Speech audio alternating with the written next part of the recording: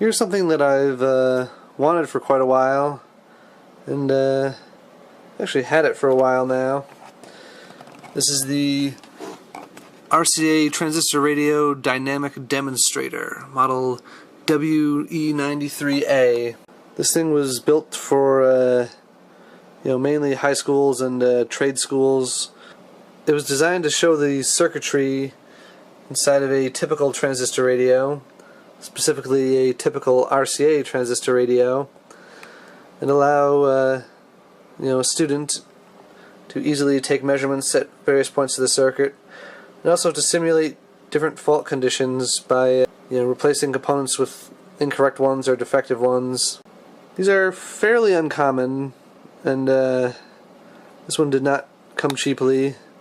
They never seem to, but it's in pretty great condition. It looked a little rough when I got it. It had clearly been stored in a fairly unprotected shed or something.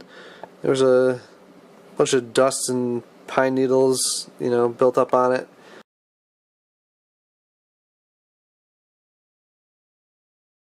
But it cleaned up very nicely. Each section of the radio was neatly laid out, like the converter and oscillator section, the IF section, the audio amplifier section, and the power supply section, and the antenna section. It's not a spectacular performer by any means. I'm sure it could use some tuning up. I haven't really messed with the alignment, and I think it could use it. But I'm going to demonstrate it to you anyway. It works well enough, and I can always fix it later. It's already a part, basically.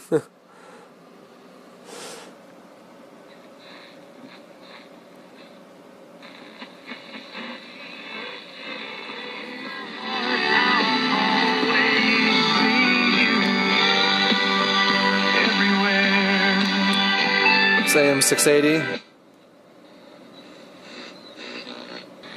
I'm allergic to watermelon.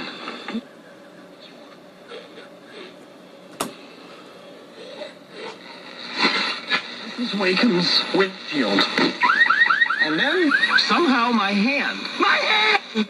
And then my dad even let me drive his car. The hospital's on the road! 4, Georgia moved up to number 5 following the route of Tennessee, or as we'd say back east, the route of Tennessee. Now live. Sounds pretty good on this station, at least. That's the other local station, Fox Sports. So I flew into Atlanta on Friday, and my It still has most of its original components. The only things I've replaced are one capacitor here. I think it was like way off value. The rest of these ones were good though. They may be film caps, I'm not sure. And then this one non-polar electrolytic was completely bad. I replaced it with a film cap. Maybe I'll find one that looks a little better in that spot. The circuit's a typical RCA design. In fact, it's basically completely from one of their standard coat pocket sets. This is a chassis. They use a similar circuit design to what you see here. This one's been partially stripped for parts. I took the driver transformer off to fix that Philco AM/FM radio I showed, I don't know, a year or two ago. So this kind of ended up in my parts pile. I haven't pulled the transistors off of it yet, but you can pretty much one-for-one match up all these components.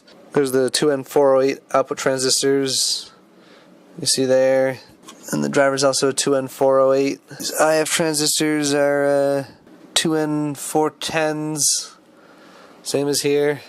I think the oscillator transistor is a little hard to see. One of the big differences in component choices is this used disc caps where this one uses film caps. I believe the antenna is also the same. Yeah. So anyway, it's not impossible to find parts for one of these if you get one to repair it. Still has this original electrolytics. I think these are pretty much okay. This one was a little not so good, but I ended up leaving it in. The audio section is very typically RCA. It doesn't have that much in common with the average Japanese transistor radio though. It uses a high impedance speaker, 130 ohms, which has a center tap. You pretty much only see that in some American transistor radios. It's definitely not standard. The Japanese sets generally used output transformers, and so did the German ones. I think the sound quality is quite a bit better on sets built that way that didn't use these high impedance speakers. They just don't sound as good usually. This thing's hard to turn around with one hand. So here's the back of it. You can see even the back is labeled.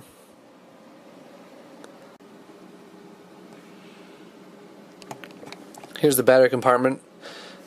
It was pretty good on this one actually. I got a little lucky with that. They're often either missing or destroyed.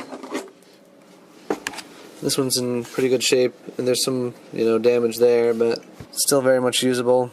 This is only an RCA battery part number, but it takes standard D cells.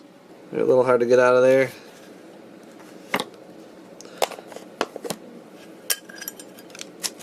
Might as well take the batteries out. I'm probably going to pack this thing away. It's kind of bulky, takes up quite a bit of space. This one still has its original feet. I added felt pads on the bottom to protect, whatever I end up putting this thing down on. And I did have to glue a broken section in the wood here. You can see it. It should probably be sanded and restained or something. Thankfully that crack doesn't look too bad though. It's pretty well hidden, I'd say. Must have gotten dropped or something. Well, thanks for watching.